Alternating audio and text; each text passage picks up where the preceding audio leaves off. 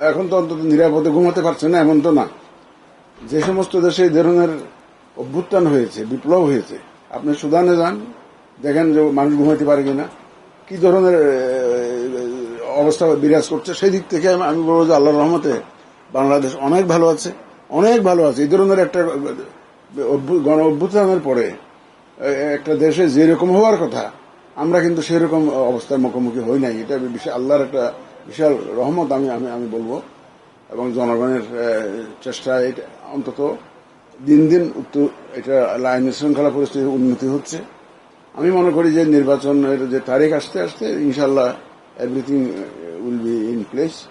এবং আমি এটাকে একটা বড় চ্যালেঞ্জ হিসেবে মনে করছি। চ্যালেঞ্জ তো ডেফিনেটলি ইজ দেয়ার, আপনারা তো জানেন challenge is definitely there, but এটা উত্তরাতে পারবো বলে এই বিশ্বাস আমার আছে।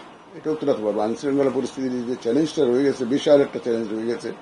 এই চ্যালেঞ্জটা আমরা সব আইন শৃঙ্খলা বাহিনীর সহযোগিতা নিয়ে এই চ্যালেঞ্জটা আমরা উত্তরাতে পারবো বলে আমার বিশ্বাস। নির্বাচন কমিশনের দায়িত্ব হচ্ছে নির্বাচন করে দেওয়া।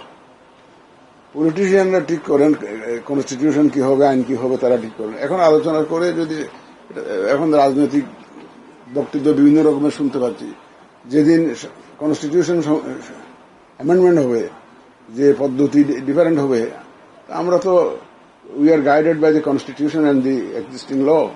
কারণ ওই কনস্টিটিউশন না বদলানো পর্যন্ত বা আইন না বদলানো পর্যন্ত আমরা তো আগের নিয়মেই প্রস্তুতি নিবই। এটাই স্বাভাবিক, তাই না?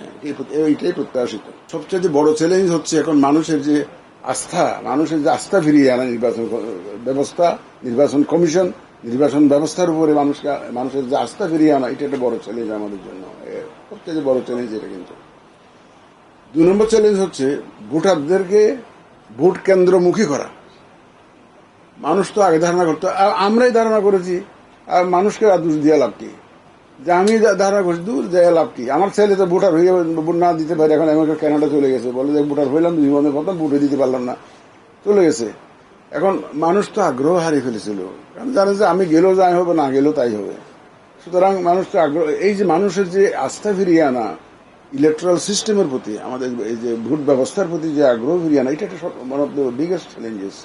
ও মানুষকে ভোটের কেন্দ্রে নিয়ে আসা, এটাও একটা ধরনের চ্যালেঞ্জ। এই যে বিশেষ করে মহিলাদের, গ্রামাঞ্চলে মহিলাদেরকে ভোটের কেন্দ্রে নিয়ে আসা।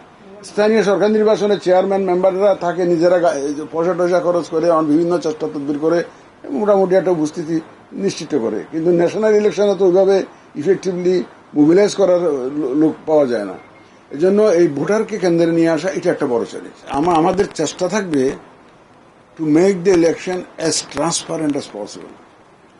মানে যত স্বচ্ছতার সাথে, আমরা কোনো রাতের বেলায় কোনো কর্মকাণ্ড করতে চাই না, দিনের বেলায় সব কর্মকাণ্ড করে যাতে মানুষ এক স্বচ্ছতার সাথে যাতে কাজটা সমাধা করি। তাহলে হয় কি, মানুষ স্বচ্ছতা যদি এনশিওর করা যায়, তো মানুষের কাছে এটা গ্রহণযোগ্য হয়। এটা একটা আমাদের একটা চেষ্টা থাকবে। এবং আপনাদের আমি সহযোগিতা চাই। যদি আমি সুষ্ঠু এবং গ্রহণযোগ্য নির্বাচন করতে তো হবেই ইনশাল্লাহ। আমি এটা ওয়াদাবদ্ধ, জাতির কাছে আমরা ওয়াদা দিয়েছি, গভর্নমেন্টও ওয়াদা দিয়েছে, করতেই হবে। সুতরাং you are also one of the major stake holder. আমি বলবো major stake holder, like the political parties, voters and media, একটা মেজর স্টেক হোল্ডার। আপনারা মানুষের যে ওপিনিয়ন মোবিলাইজ করে, মানুষকে ভোট কেন্দ্রের দিকে নিয়ে আসাই আপনাদের ভূমিকা দরকার। মানুষের যে একটা trust building, confidence building, that আগের সিস্টেম ওয়ার্ক করবে না, এখন একটা মোটামুটি আস্থার জায়গা সৃষ্টি হয়েছে।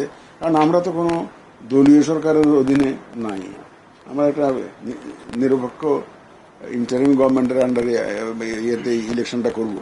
কারণ আমাদের উপরে কোনো দলীয় দৃষ্টিভঙ্গি আমাদের মধ্যে নাই। সুতরাং আমরা একদম ফেয়ারলি এটা করব। আর আমার চাওয়া পাওয়ার আছেটা কি ভাই, আমি কালকেও যশোরও এই কথাটা বলেছি মসজিদে দাঁড়িয়ে, এই বয়সে 73+ বয়স, যদি জীবনটাকে যদি আপনি ফজর থেকে মাগরিব ধরেন, আমি আসরের পর হয়ে গেছে, আমার নর্মাল আসরের পর হয়ে গেছে। সুতরাং আমি আর অন্য কিছুতে আমি হাত জড়াইতে চাই না, অন্য কোনো কালিমে আমি লেপন করতে চাই না। সুতরাং আমার নিয়ত হচ্ছে, যেটা ওয়াদা করেছি সেই চেষ্টাই আমি করে যাব, সর্বশক্তি দিয়ে চেষ্টা করে যাব। যদি এখন বাকি আল্লাহ তাআলা সাহায্য করবেন, ডেফিনেটলি আপনাদের সহযোগিতা প্রত্যাশা করি। আশা করি সবাই মিলে, ইনশাল্লাহ আমার একার পক্ষে তো সম্ভব হয় না, আমরা সবাই মিলে জাতিকে একটা ক্রেডিবল, দেশের জন্যই এটা এর দরকার। যদি আমরা একটা ক্রেডিবল সুষ্ঠু নির্বাচন দিতে না পারি, বাংলাদেশের ভবিষ্যৎ উইল বি আনসার্টেন। গ্রহণযোগ্য নির্বাচন যদি না হয়, তাহলে তো বাংলাদেশের ভবিষ্যৎ নিয়ে তো সমস্যা, দেশের সমস্যা। যারা দেশকে ভালোবাসে, আমরা সবাই ভালোবাসে, আপনারা ভালোবাসেন, রাজনীতিবিদরা ভালোবাসে, আমরা সবাই দেশের মঙ্গল চাই। সুতরাং দেশের যেহেতু মঙ্গল চাই, দেশের জন্যই, দেশের স্বার্থেই একটা গ্রহণযোগ্য নির্বাচন আমাদের সবাইকে মিলেই একটা অর্গানাইজ করতে হবে। আমি এই ব্যাপারে আপনাদের সহযোগিতা চাই।